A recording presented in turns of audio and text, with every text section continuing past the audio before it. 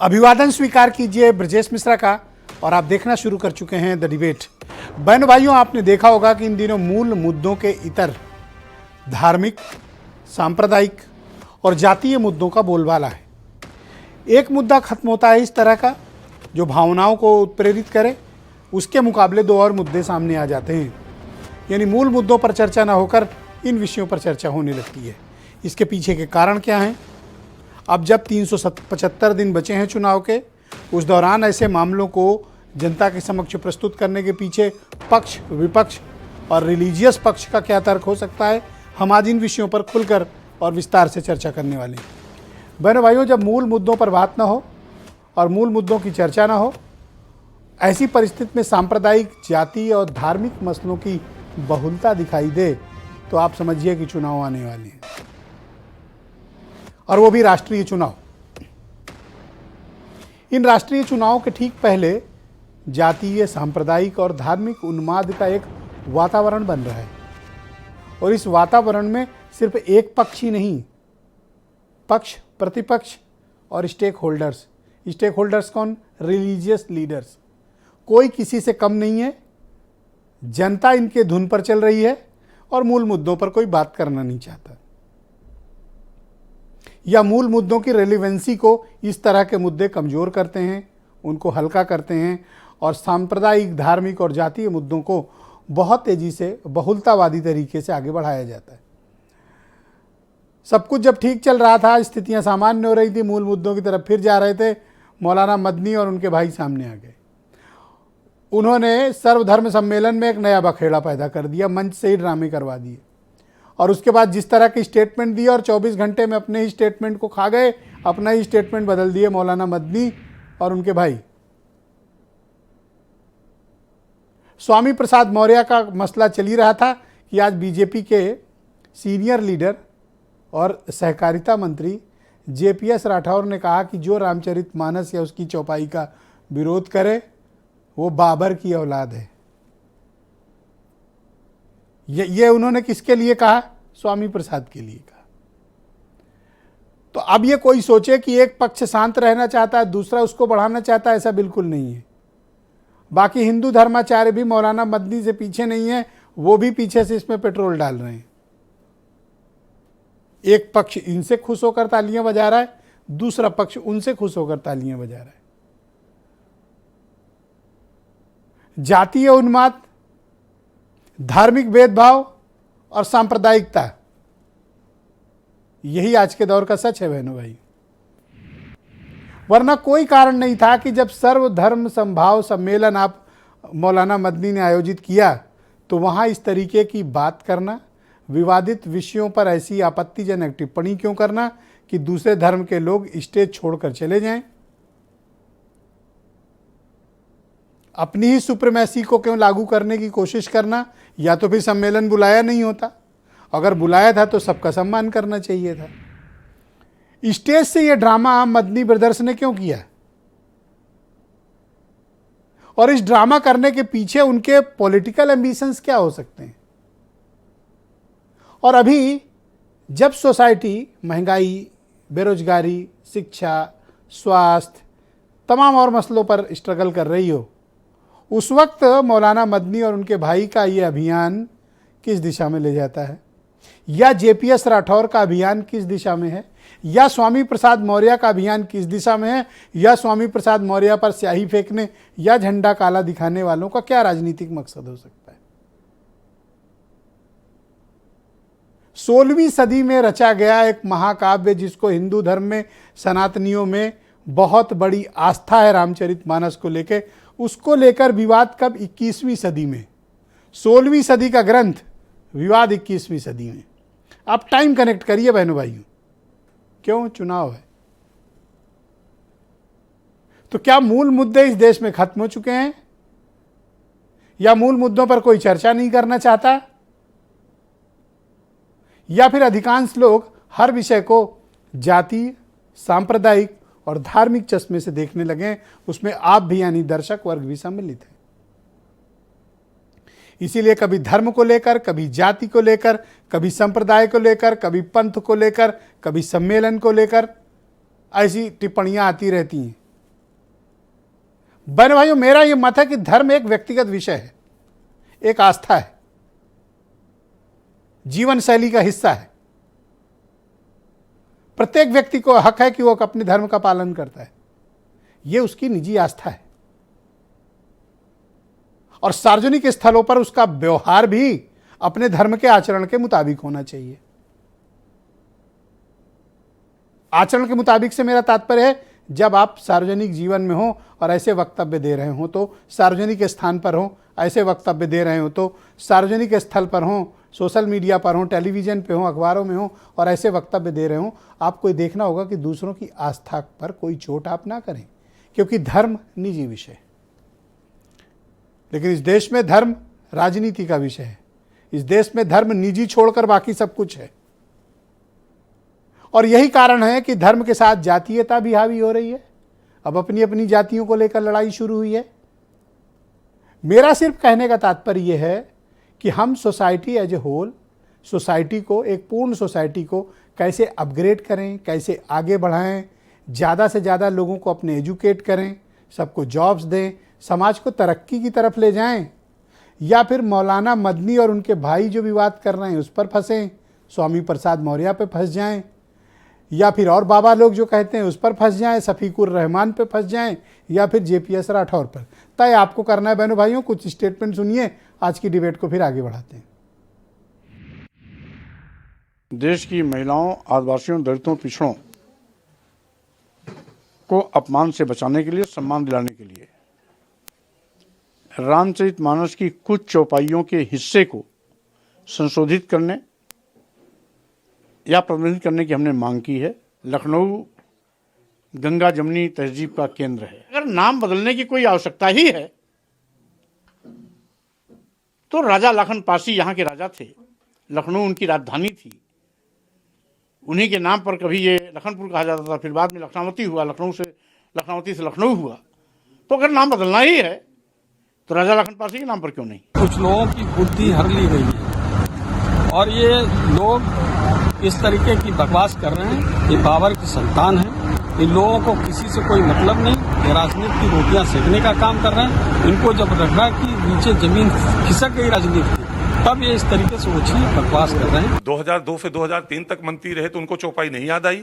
7 से 12 तक वो बसपा सरकार में मंत्री रहे, कद्दावर नेता रहे, तब उनको चौपाई नहीं याद आई। और खुद भाजपा के टिकट पे चुनाव लड़के मंत्रि परिषद में जाके 5 साल तक मंत्री के रूप में उत्तर प्रदेश के संचालन में अपना सहयोग दिया, तब उनको चौपाई नहीं याद आई।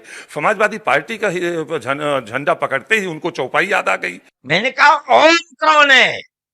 बहुत से लोगों ने कहा कि वो एक हवा है जिनका कोई रूप नहीं है, कोई रंग नहीं है। मनु एक अल्लाह, मनु यानी आदम, एक ओम यानी एक अल्लाह को पूजते थे।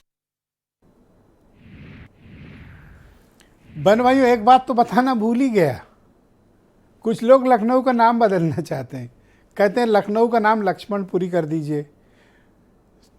तो महाराजा लखन पासी के नाम पर बसे, ऐसा दावा किया जा रहा है, आई एम नॉट श्योर, कि ये लखनऊ का नाम महाराजा लखन पासी के नाम पर है, जिनका आज भी कई किले लखनऊ में विद्यमान है।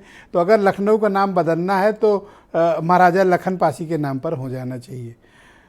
ये सब विषय क्या ज़रूरी हैं, और ये सब विषय जब उठते हैं तो इसके पीछे के कारण हमें तलाशने चाहिए। मेरे साथ संजय त्यागी भारतीय जनता पार्टी के लीडर इस वक्त मौजूद हैं, सुरेंद्र राजपूत कांग्रेस से हैं, अनूप संडा समाजवादी पार्टी से हैं, आसिम वकार MIM के राष्ट्रीय प्रवक्ता और उत्तर प्रदेश के प्रभारी हैं, और मनीष सिंधवी जी जाने माने विश्लेषक और राजनीतिक मामलों के विशेषज्ञ, समाजशास्त्री और हमारे साथ इस कार्यक्रम में, और वीरेंद्र सिंह जी हमारे स्टेट हेड। मैं आप सबका शुक्रिया अदा करता हूं। संजय त्यागी जी, आपसे समझना चाहता हूं कि अचानक से ये धार्मिक, सांप्रदायिक और जातीय मसलों की बड़ी हवा है, और उस हवा में आप लोग भी पेट्रोल डाल रहे हो, क्यों?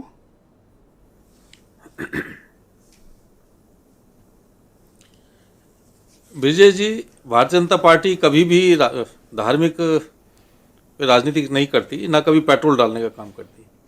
जिन लोगों के पैरों के नीचे से जमीन खिसक चुकी, जिनका जनाधार खत्म हो गया, वो अपने निहित स्वार्थ के कारण से धर्म को आधार मानकर राजनीति सेकने का काम कर रहे हैं। जो लोग पिछली बार सत्ता में भारतीय जनता पार्टी के साथ रहे, तब उनको याद नहीं आया, और ये इतने विद्वान हैं कि आज रामचरितमानस में चौपाइयों को बदलने की मांग कर रहे हैं। ये इतने अज्ञानी हैं कि इनको ये पता ही नहीं कि आप किस विषय पर चर्चा कर रहे हैं। समाज में इन लोगों की स्वीकार्यता खत्म हुई है, समाज में से इनका तिरस्कार हुआ है और ये कहीं ना कहीं अपनी खोई जमीन को ढूंढने के लिए ये लगातार प्रयास कर रहे हैं और इसी तरह के ऊल जलूल बयान दे रहे हैं। मैं इन लोगों से इतना पूछना चाहता हूं कि इतने लंबे कालखंड से अगर हम रामचरितमानस की रामायण की बात करें तो भगवान राम ने लगातार, चाहे निषाद राज हो, चाहे सबरी के बेर खाए हो, लगातार सबको गले लगा के सबको साथ चलने का काम किया है। और हमारे यहाँ कभी भी इस तरह की परिस्थिति नहीं रही है जो आज ये लोग वातावरण निर्माण कर रहे हैं। हमारे यहाँ कहा गया है जन्मना जायते शूद्र है कर्मणा द्विज उच्यते, यानी कि हमारे यहाँ जन्म के आधार पर वर्ण की व्यवस्था नहीं है, हमारे यहाँ व्यवस्था है वर्ण के आधार पर। और वर्ण के आधार पर अभी आप जाएंगे तमिलनाडु या उस तरह के मंदिर में आप जाएंगे तो वहां जो एससी कास्ट के आधार पर आप क्या चाहते हैं? नहीं, कर्म के आधार पे ही होगा। अगर मैं त्यागी हूं और मेरे जो कर्म है अगर इस तरह के हैं तो कहीं ना कहीं मैं भी सूद की श्रेणी में खड़ा होता हूं ना जाके। मैं अभी जो एक मंदिर का उदाहरण आपको दे रहा था, जो एससी कास्ट से शूद्र से आप लोग जिनको परिभाषित करते हैं विपक्षी पार्टी लोग, वो मंदिर में पूजा अर्चना का काम कर रहे हैं, पुजारी का काम कर रहे हैं। तो ये चीज इनको नजर नहीं आती। जहां पे लोगों को राजनीति करनी है, जहां पे समाज को तोड़ने का काम करना है, कि फला सनातन व्यक्ति धर्म शूद्र पे था और अपने कर्म से वो ब्राह्मण हो गया। तमिलनाडु में कई ऐसे मंदिर हैं, उदाहरण हैं, जो वहां पर नहीं, कौन से ऐसे शूद्र हैं जिनको आपने पूजन अर्चना का काम कर रहे हैं और पुजारी का काम कर रहे हैं। नहीं, ब्राह्मण के रूप में स्वीकार की मैं बात नहीं कर रहा हूं। जो कर्म के आधार पर जो विद्वान है, ब्राह्मण का मतलब तो जिनके कर्म अच्छे होंगे या जो बहुत ही विद्वान जिनको आप मानते हैं फिर उनको ब्राह्मण मानिए। अगली बार जब अभी मुझे मौका देंगे तो मैं उनका नाम का आपके सामने मैं अगला सवाल मंदिर का आपसे उल्लेख करता हूं करूंगा कि जो वहां पूजा अर्चना का काम कर रहे हैं। जेपीएस राठौर ने स्वामी प्रसाद मौर्य पर टिप्पणी की है और कहा कि बाबर की संतान का हवाला दिया है। क्या इतने सीनियर लीडर और बीजेपी में इतने दिग्गज नेता को बाबर की संतान को आप लोगों ने मिनिस्टर बना के रखा हुआ था? नहीं, इसमें जेपी राठौर ने गलत क्या कहा? जो हमारे धार्मिक ग्रंथों पर, हमारी अस्मिता पर, हमारी सनातन परंपरा पर कोई इस तरह का उंगली उठाएगा, इस तरह का आरोप प्रत्यारोप रखेगा तो वो बिल्कुल बाबर की औलाद है। उसमें कहा तो फिर इस बाबर की औलाद या बाबर की संतान को ये लोग 5 साल दूसरे धर्म पे भी इस तरह की और उनकी बेटी अभी भी बीजेपी से सांसद हैं बदायूं से, बाबर की औलाद।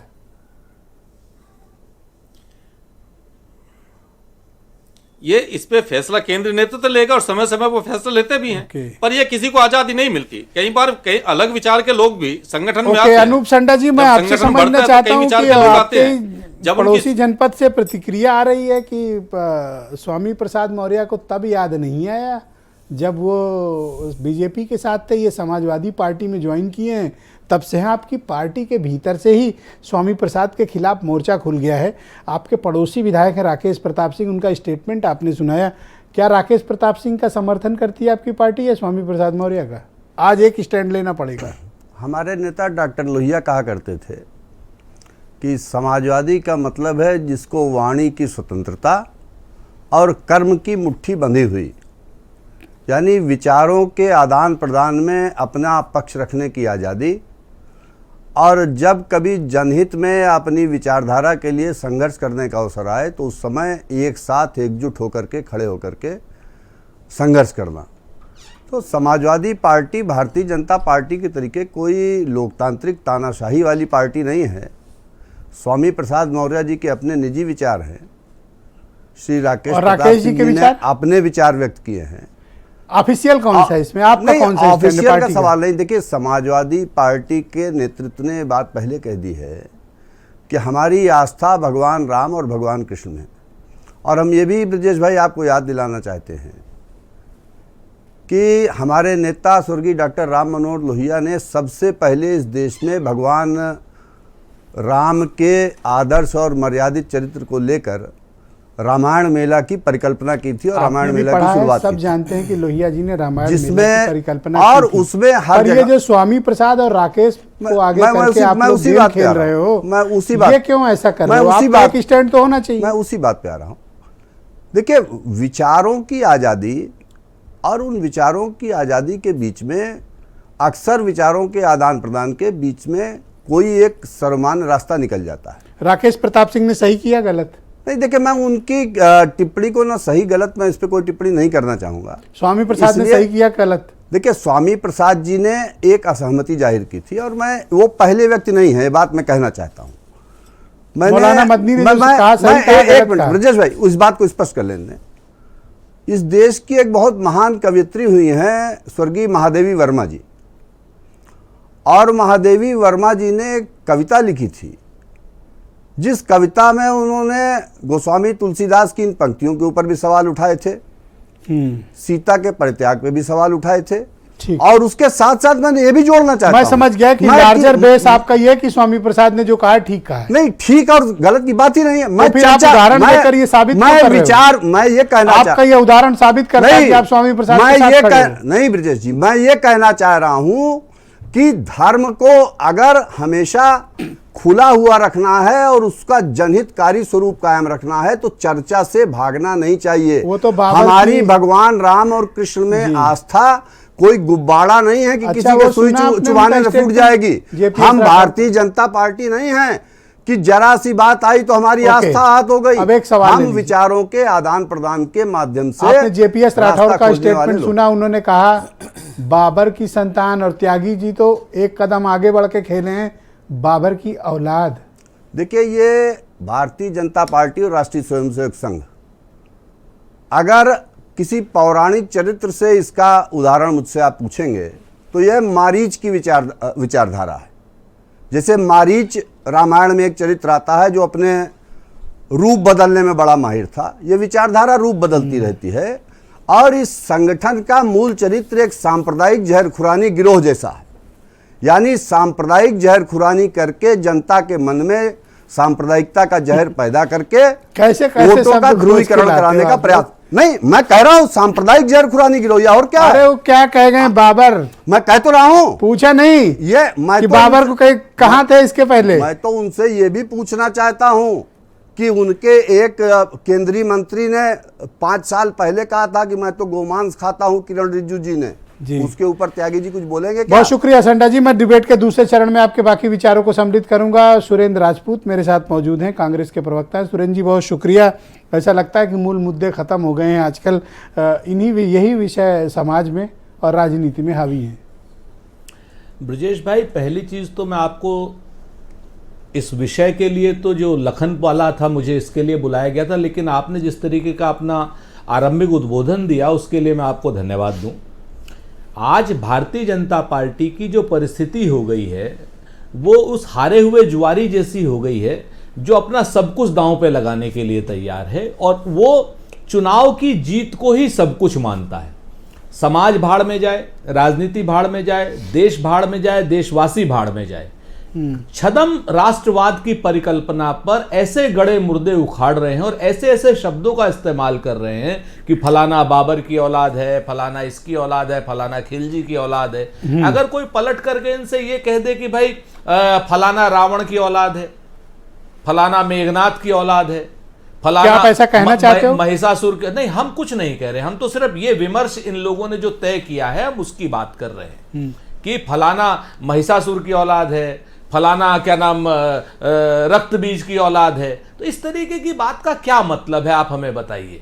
इस तरीके की भाषा का मतलब क्या है? और वो भी एक संविधान के पद नहीं, पर। मुझे हैरानी होती है कि ये इसमें एक पक्ष नहीं शामिल, सर सब हैं इधर वाले।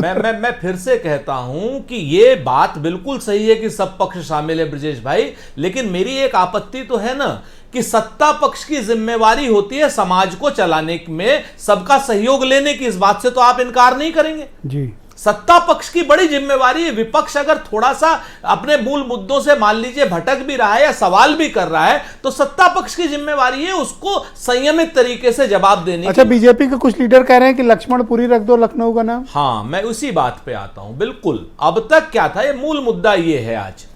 असलियत में आज से 4 दिन पहले 5 दिन पहले एक संगम लाल जी सांसद हैं प्रतापगढ़ के, इन्होंने कहा लक्ष्मणपुर रख दो। तो हमसे भी पूछा गया भाई, हमने कहा हाँ रख दो, कौन रोक रहा है। हम तो कह रहे हैं कि आप 5,000 10,000 20,000 नाम जो एक साथ चेंज करने हैं, आप एक प्रस्ताव लाओ, केंद्र में लाओ, राज्य में लाओ, हम उसका कहीं ना कहीं धनात्मक ऊर्जा के साथ समर्थन भी करेंगे। बात एक बार कर दीजिए। आप चाहते हैं लक्ष्मणपुरी पहले सर पूरी बात सुन लीजिए। मतलब ये बहुत वैसा विषय है, इस पे अगर आप बात आ जाएगी तो पूरी थोड़ा सा आप धैर्य रख लीजिए। तो हमने ये कहा, और हमने कहा कि ये पहली आवाज आई है भारतीय जनता पार्टी की तरफ। अब तक आवाजें आती थी मुसलमानों के खिलाफ, अलीगढ़ का नाम चेंज कर दो साहब, फैजाबाद का नाम, अयोध्या पहले भी थी, फैजाबाद था, 2 जिलों को मिलाकर के 1 जिला कर दिए। प्रयागराज पहले भी था, इलाहाबाद पहले भी था, लेकिन इलाहाबाद को क्या नाम प्रयागराज कर दिए। कोई बात नहीं, आप कर लीजिए। लेकिन ये पहला है जो नाम दलितों का था, जो नाम पासियों का था, उस नाम को पहली बार, अब तक ये मुसलमानों के दुश्मन थे, अब ये दलितों के और पासियों के भी दुश्मन हो गए। सर गुगली फेंक रहे हो आप? नहीं, बिल्कुल पूरी गुगली नहीं फेंक रहा हूं, जिम्मेवारी से कह रहा हूं। ट्विस्टिंग करने की कोशिश कर रहे हो? ना ट्विस्टिंग नहीं है, टप्पा कहीं पड़े जाए कहीं। ना बिल्कुल एकदम बिल्कुल सीधी सपाट है।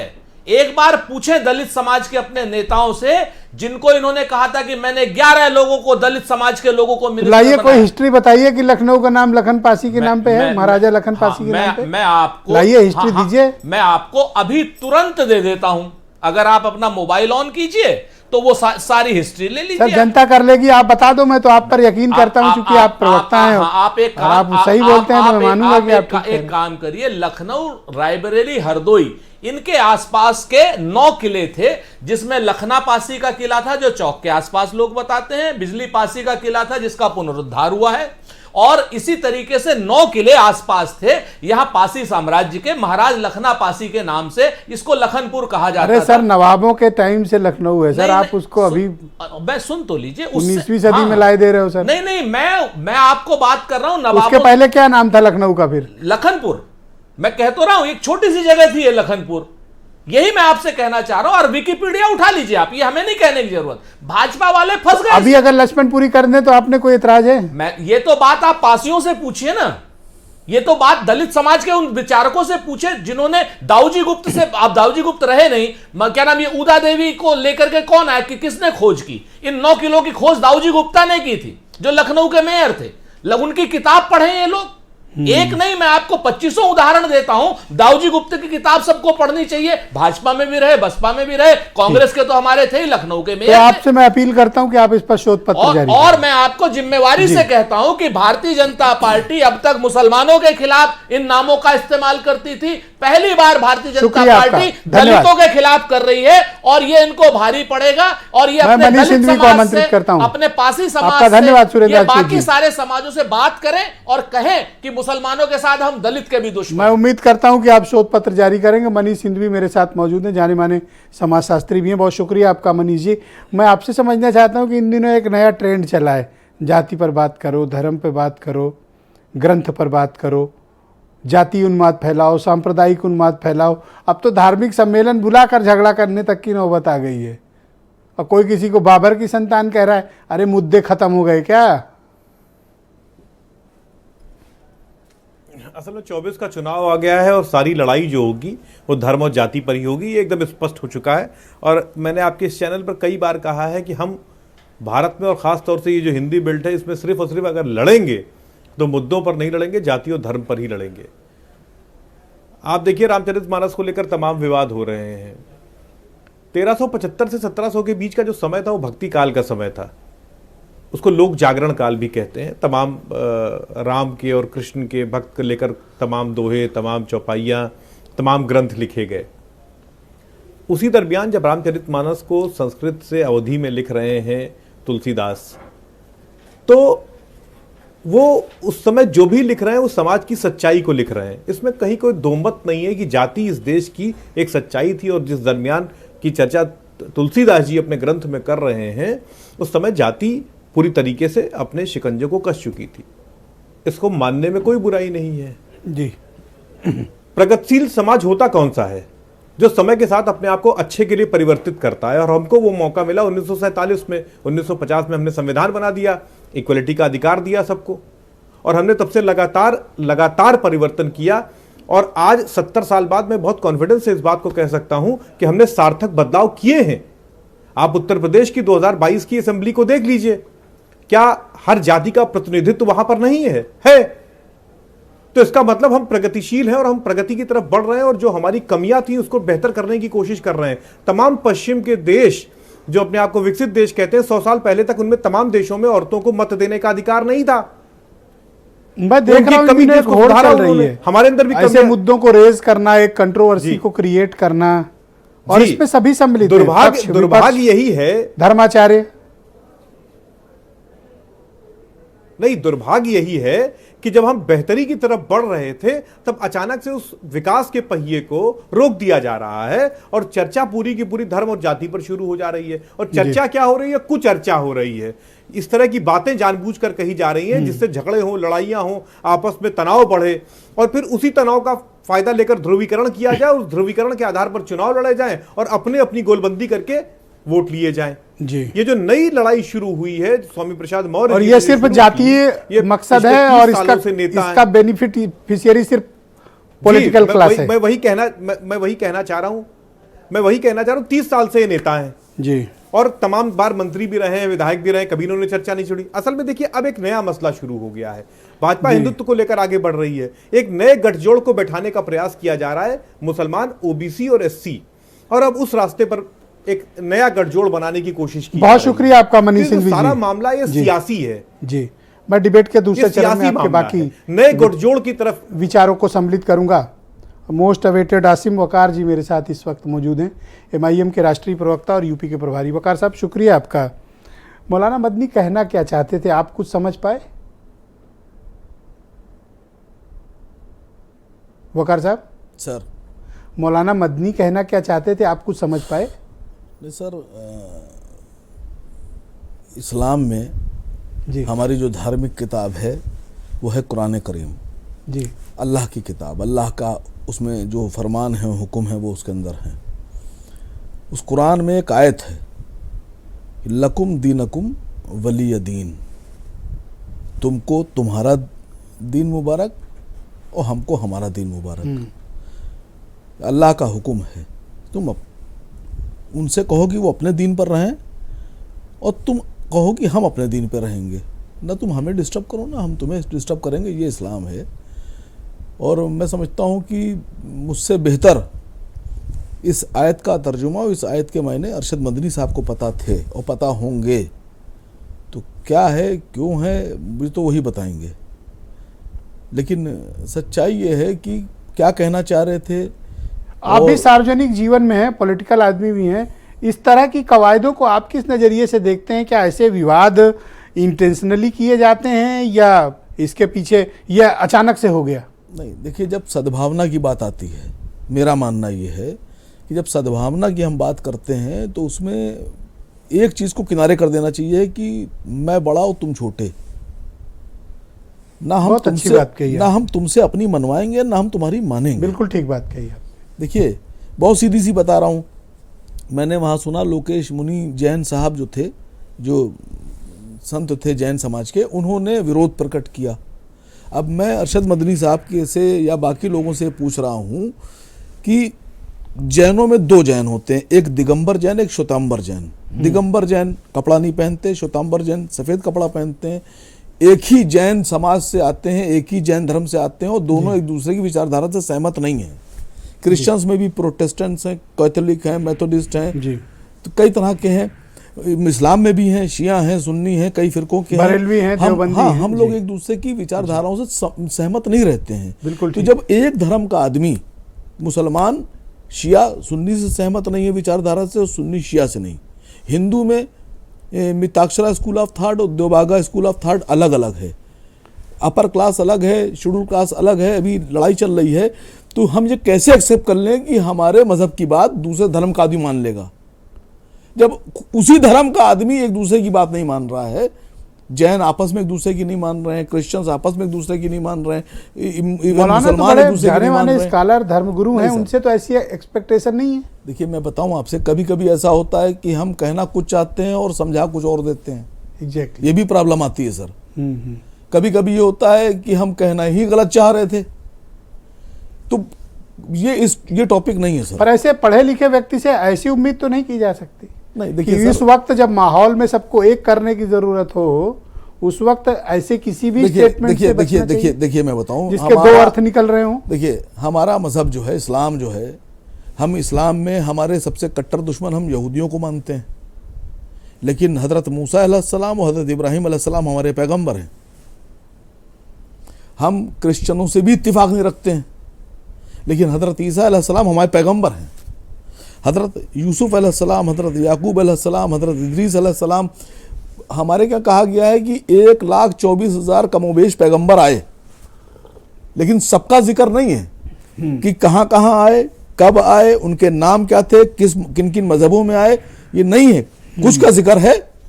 तो ये कहा गया है कि 1,24,000 जो आए, तो ये तो कन्फर्म है कि आए, अब किसी मजहब में भी आ सकते हैं। तो हमसे कहा गया है, हमारे मजहब में, हमारी टीचिंग से हम लोगों को, कि कभी भी किसी दूसरे मजहब के खुदाओं को, अवतारों को, किताबों को, मजहब को बुरा मत कहो। क्यों? वजह समझिए, 1,24,000 जिनको हमारे बड़े बड़े मौलाना भी नहीं जानते कौन कहाँ आया, क्या पता कौन सा पैगंबर कहाँ आया है, किस जमीन पे आया है, किस धर्म में आया तो है। आपके मुताबिक ऐसे बयानों से उन्हें बचना चाहिए था। सर मैं अपनी जानता हूं, अब मनु और आदम, अब मैं मुसलमान हूं, मेरा अकीदा ये कहता है, हमको ये समझाया और सिखाया और पढ़ाया गया है कि हम सब आदम अलैहिस्सलाम की औलाद हैं और अम्मा हव्वा की औलाद हैं। और आपको ब्रजेश मिश्रा जी ये बताया गया कि आप लोग मनु से सब पैदा हुए हैं। आप अपने अकीदे पर रहिए, हम अपने अकीदे पर हैं ना। हम आपसे कहेंगे आप आदम के साथ आइए, ना आप मुझसे कहिए कि हम मनु के साथ आ जाएं। क्या हम लोग बिना एक दूसरे पे टिप्पणी स्वामी प्रसाद मौर्य को कुछ लोग बाबर की औलाद कह रहे हैं, ये किस प्रकार का बयान है? बड़ी तो बड़ा टेक्निकल बात आपने कह दी। अभी मैं त्यागी जी को सुन रहा था, मैंने राठौर जी का बयान सुना, उन्होंने कहा कि संतान हो, ये कह रहे हैं औलाद। लेकिन मसला ये है कि जो संघमित्रा मौर्य हैं, उन्होंने अपने पिताजी का समर्थन किया है बीजेपी में जो जी पिताजी का समर्थन किया है, स्वामी प्रसाद मौर्य जी का। तो अब ये कहा जाए कि the great great granddaughter of Babar, the great great granddaughter of Babar still in BJP में है, एंड मेंबर ऑफ पार्लियामेंट, और मेंबर ऑफ पार्लियामेंट है। और आप लोग the great great granddaughter of Babar के साथ बैठते हैं, आप कुछ कर नहीं रहे हैं। विचारों में मतभेद हो सकता है, रह सकते हैं, पार्टी में ऐसी कोई प्रॉब्लम नहीं। हजरत बाबर की पोती आपकी पार्टी में है, अपने पिता यानी बाबर की संतान का समर्थन कर रही हैं, और आप लोग कुछ कर नहीं रहे। अब राठौर साहब होते तो मैं उनसे पूछता, बीजेपी के नेताजी बैठे हैं, उन्होंने कहा ना औलाद हैं, तभी तो मैं कह रहा हूं the great great granddaughter of Babar, Sanghamitra Maurya. क्या कहेंगे इसके ऊपर आप? ऑलराइट, शुक्रिया आपका। डिबेट के दूसरे चरण में आपके बाकी विचारों को मैं सम्मिलित करूंगा जब संजय त्यागी इसका जवाब देंगे। वीरेंद्र जी हमारे साथ डिबेट में जुड़ चुके हैं। वीरेंद्र जी, इन दिनों इस तरह के बयान सबके आ रहे हैं, क्या मायने हैं उसके, और सभी पक्ष इसमें सम्मिलित हैं, मुझे हैरानी इस बात की है। देखिए, ये सियासत करने का एक बहुत आसान सा रास्ता बन गया है कि सड़क पे संघर्ष करने की क्या ज़रूरत है, ऐसे ही जो है आसानी से जात पात की चीज़ें उठा लो और उसी पर बोलते रहो, और आसानी से जब समय आएगा वोट मिल जाएगा। तो संघर्ष की राजनीति को अख्तियार करने की क्या ज़रूरत है, बयानबाजी जारी रहे। देखिए, आज अगर आप सड़क पे संघर्ष करेंगे, जेल जाना पड़ेगा, लाठी खानी पड़ेगी, उससे अच्छा है धर्म, जात पात, इन चीज़ों पर बोल के समाज में विद्वेष पैदा करिए। जब अंग्रेज इस देश में थे तब भी सभी धर्मों ने एकजुट होकर उनको बाहर किया, देश की आज़ादी के खातिर हम आज़ाद हुए। लेकिन आज़ादी के बाद आज सब वोट की खातिर सारे धर्म आपस में लड़ रहे हैं। ये कैसी आज़ादी के लिए संघर्ष था, और किस तरह की ये जो अनपढ़ गंवार जाहिलों की तरह हमारे देश को लोग बनाने पे लगे हुए हैं, जो तरक्की की बातें करते हैं, उनसे पूछा जाना चाहिए कि इससे हमें क्या मिल रहा है। एक रामचरितमानस की चौपाई का जो विरोध हो रहा है, अगर वो चौपाई निकाल दी जाए तो क्या सब समस्या हल हो जाएगी? और धर्म पर विवाद करने से बेहतर है कि महंगाई पर, बेरोजगारी पर, शिक्षा पर, इन सब पर आप विवाद करिए, स्वास्थ्य सुविधाओं पर करिए, हिंदू मुसलमान तो देखिए इनके लिए हमेशा से एक बहुत बड़ा आधार रहा है सियासत करने का, और उन्हीं सब की वजह से किसानों के लिए कोई आंदोलन नहीं करेगा, गरीबियों के लिए कोई आंदोलन नहीं करेगा।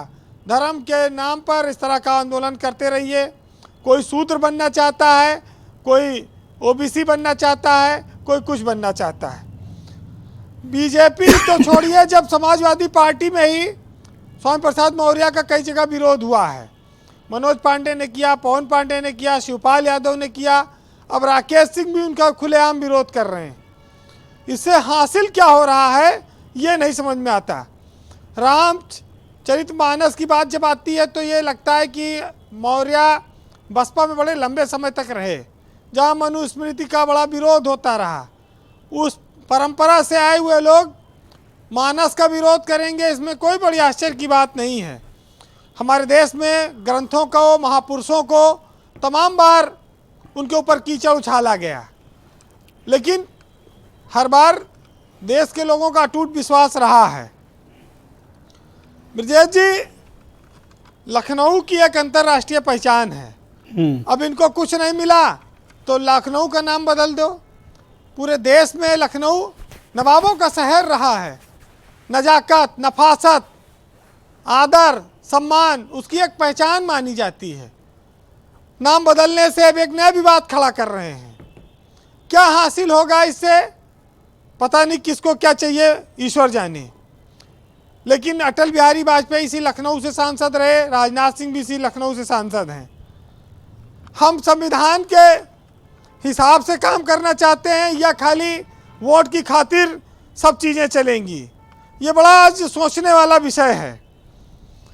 ब्रजेश जी, अगर स्वामी प्रसाद मौर्य के लिए तो कहा जाए कि अगर वो जिस डाल पे बैठे उसी को काट रहे हैं तो कोई बुराई नहीं होगी इसमें, क्योंकि वो समाजवादी पार्टी का नुकसान कर रहे हैं।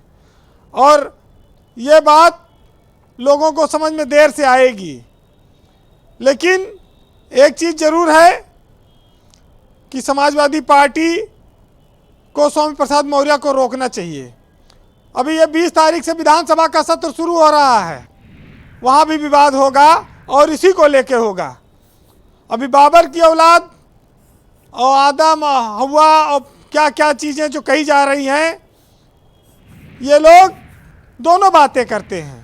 कहते हैं कि साहब समाजवादी पार्टी के मुखिया ने राम भक्तों पर गोली चलवा दी, बाबर की औलाद बता रहे हैं, और उनके नेता को इन्होंने सम्मानित किया, मुलायम सिंह को सम्मान दिया मरणोपरांत।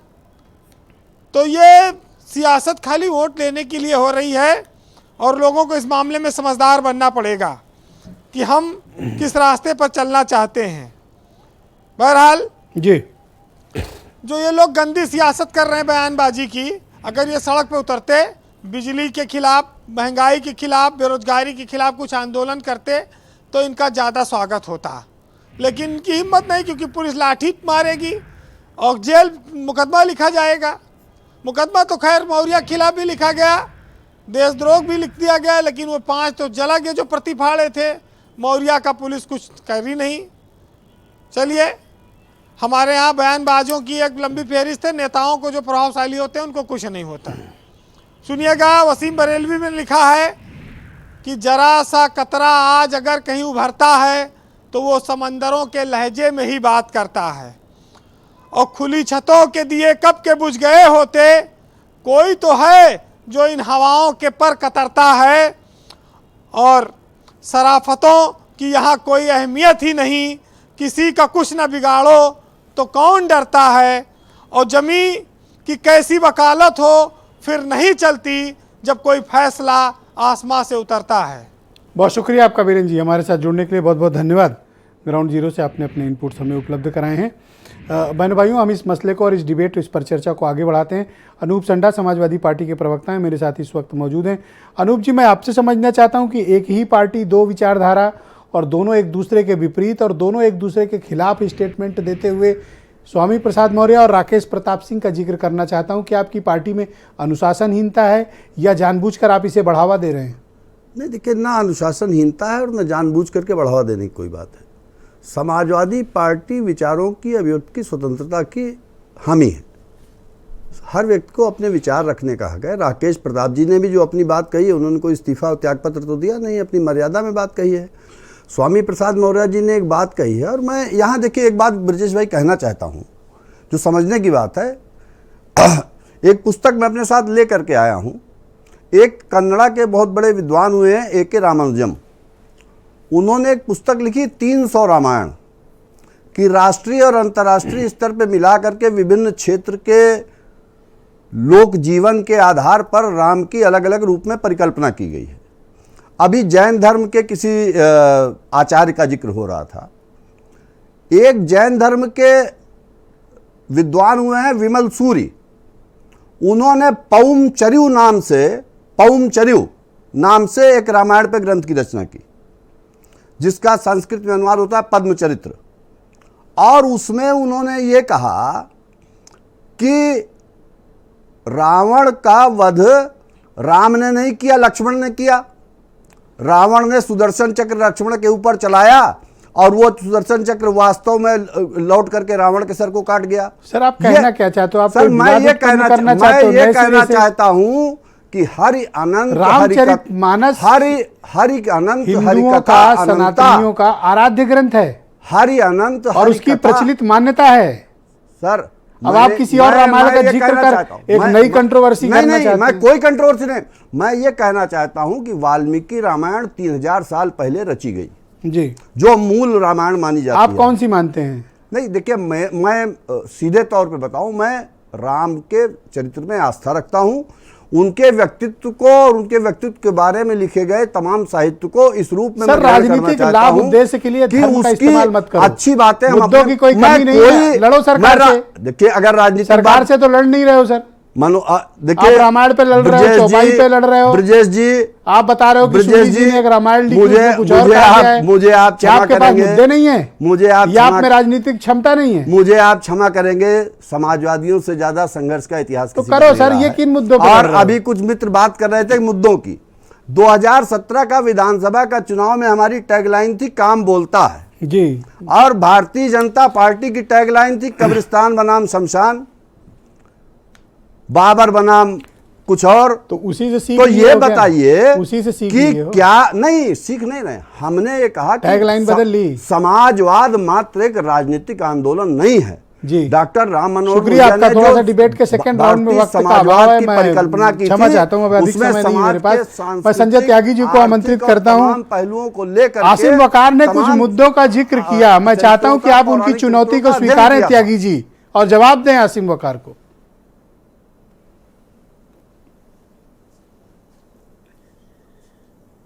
विजय जी, जो संघ प्रिय गौतम की बात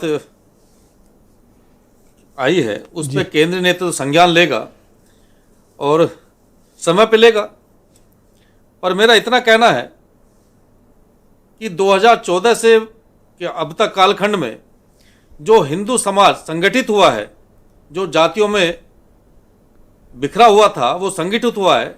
इन विपक्षी पार्टियों को इनके पास कोई मुद्दा नहीं है, इनका सिर्फ एक ही एजेंडा है कि इस हिंदू समाज को किस तरह से खंडित किया जाए। प्रिय मित्र के ये बात नहीं करेंगे कभी विकास की। स्वामी प्रसाद मौर्य जिन्हें आपकी पार्टी और आप बाबर की औलाद कहते हैं, उनकी बेटी को आप सांसद के रूप में स्वीकारते हैं? नहीं, इस पे केंद्र नेता तो निर्णय लेगा। ओके, आसिम वकार कुछ कहना चाहते हैं, मैं उनको मौका देता हूं। त्यागी जी एक सेकंड रुकिएगा। मोदी जी के नेतृत्व में तवा गरम है, उनकी बात भी आ जाने दो। बोलो वकार साहब, क्या कहना है? देखिए नहीं सर, मैं तो कुछ कह नहीं रहा, मैं तो शरीफ आदमी। मैं तो ये कह रहा हूँ त्यागी जी, स्वामी प्रसाद मौर्य आपकी पार्टी में नहीं है। उन्होंने जो गुनाह किया उसके लिए वो बाबर की औलाद, और संघमित्रा मौर्य जो मोहतरमा है वो आपकी पार्टी में है, और उन्होंने अपने पिता के गुनाह का समर्थन किया। तो ग्रैंड डॉटर हुई बाबर की कि नहीं हुई? छोटा सा सवाल, बहुत छोटा था। फंसा दिया है आसिम वकार ने।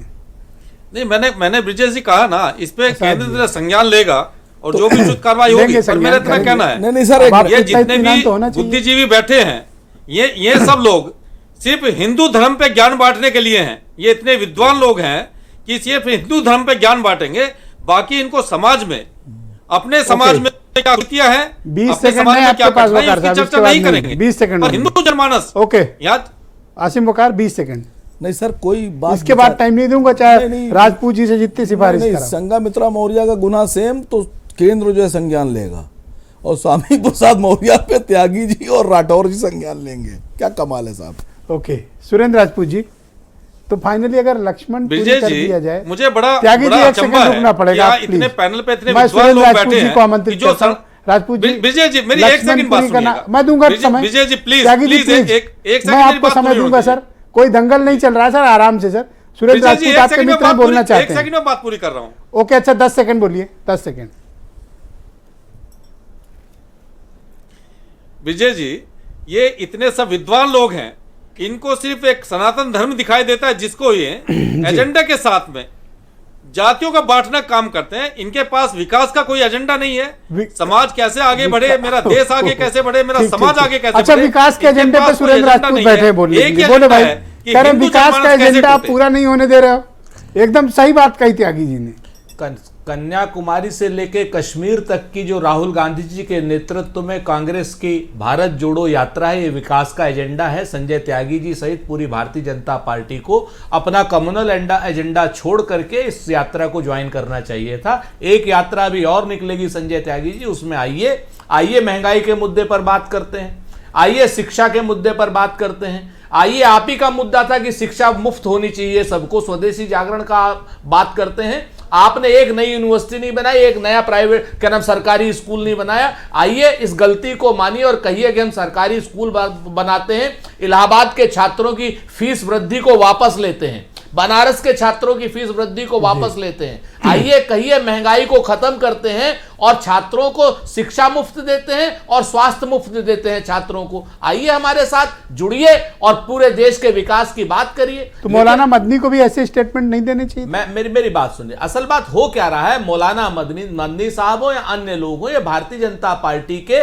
और संघ के फैलाए हुए एजेंडे पर इनके साथ में मीडिया मिल करके आज की डेट मौलाना मदनी एजेंट हैं बीजेपी के। सर देखिए, मैं ये नहीं कहता, लेकिन आज की डेट में जो भी कम्युनल लाइन पे चल रहा है वो शख्स जो है कहीं ना कहीं भारतीय जनता पार्टी को और संघ को फायदा पहुंचा रहा है, चाहे प्रत्यक्ष रूप से पहुंचाए चाहे परोक्ष रूप से। और मेरा एक आरोप है ब्रजेश भाई, आप पर नहीं है लेकिन आपके साथी बराती जो अमीबा मीडिया है, अमीबा मीडिया हो गया, एक नया मीडिया आ गया है। सर आप हमारे दोस्तों को कुछ नहीं सुन लीजिए, आपके यहाँ का जो अमीबा मीडिया है ये भारतीय जनता पार्टी के साथ मिल करके धर्म की राजनीति को करके कहीं ना कहीं मुख्य मुद्दों से भटका रहा है। मेरी संजय जी से सर 5 सेकंड, मेरी संजय जी से एक चुनौती है, क्या ये धर्म के ठेकेदार हैं? मेरे सनातन धर्म मेरा है। रुक जाओ जरा, बात सनातन धर्म मेरा है, सनातन धर्म का आप ठेका ले लिए हो, कौन हो आप ठेकेदार? त्यागी जी, धर्म के आप पर्सनलाइज अटैक किया ना आपने। अब सुरेंद्र जी तसल्ली से सुन लो, बताओ भाई त्यागी जी ठेकेदार हो? ठेकेदार हो आप लोग सनातन धर्म के? कोई पट्टा लिए हो, कोई बोली लगाए हो, टेंडर डाले हो? अभी जो कांग्रेस के प्रवक्ता मित्र ने भी बड़ी अच्छी बात की कि राहुल बाबा ने भारत जोड़ो यात्रा शुरू की। कन्याकुमारी से और कश्मीर तक तो भारत एक ही है, उन्होंने कौन से भारत जोड़ने की बात की है? अरे आप लोगों ने तोड़ रखा अगर है। भारत जोड़ने की बात करनी आप है, लोगों ने तो हिंदू लाहौर जाए, मुसलमान कराची जाए, करके तोड़ रखा है, अफगानिस्तान जाए, अरे बांग्लादेश जाए, वहां भी जाएंगे। जो इन्होंने क्या ब्रजेश भाई, जब इनकी सरकार थी, जो इन्होंने कृत्य किए हैं उनको सुधारने का सही अवसर है। आपको जिम्मेवारी से पश्चाताप करने का सही समय है। चलो हमारे साथ, हम जब कश्मीर में गए थे, लाहौर जाए, कराची जाए, चलते इस्लामाबाद, अफगानिस्तान जाए, राहुल गांधी के साथ में चलिए इस्लामाबाद। जो इन्होंने पाप किया है जम्मू से पैदल चलो, करने का सही समय है। तो पापी आप हो, राहुल बाबा से कहें, राहुल बाबा से कहें कि वो जाए जोड़ने का काम करो। इस देश को इनके पास कोई मुद्दा है नहीं, पहले अंग्रेजों के पास कोई मुद्दा है नहीं। मनीष सिंधवी जी थैंक यू, आप दोनों का शुक्रिया। मनीष सिंधवी जी, चिल्लाने के अलावा उनको मुद्दा है हम नहीं। क्या इन विषयों से बच सकते हैं और क्या ये समाज का ध्यान बंटने की कोशिश है? Manish ji go ahead, only Manish ji. जी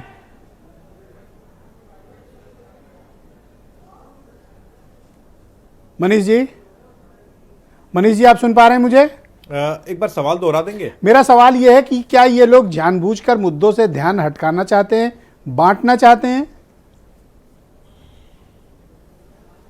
नहीं, एकदम जानबूझकर है, इसमें कहीं कोई बट नहीं है। यहाँ तक कि उस धर्म सभा जो बुलाई गई वहां पर मदनी जी क्या कहेंगे, कौन क्या कहेगा, देखिए अगर स्टेटमेंट्स जलते हुए नहीं आएंगे तो उनका काउंटर रिएक्शन कैसे तैयार होगा।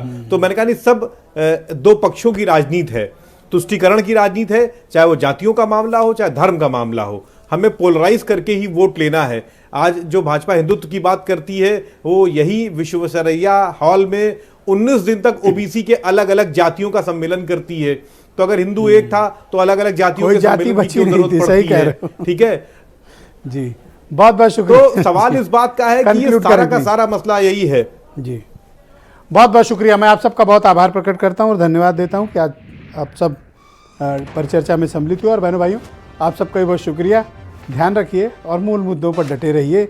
नेता और धर्माचार्य और समाज को बांटने वाले लोग सक्रिय रहेंगे और अपने बीच वही करते रहेंगे। आपको लेकिन मूल मुद्दे पर टिके रहना है। बहुत शुक्रिया, धन्यवाद, नमस्कार।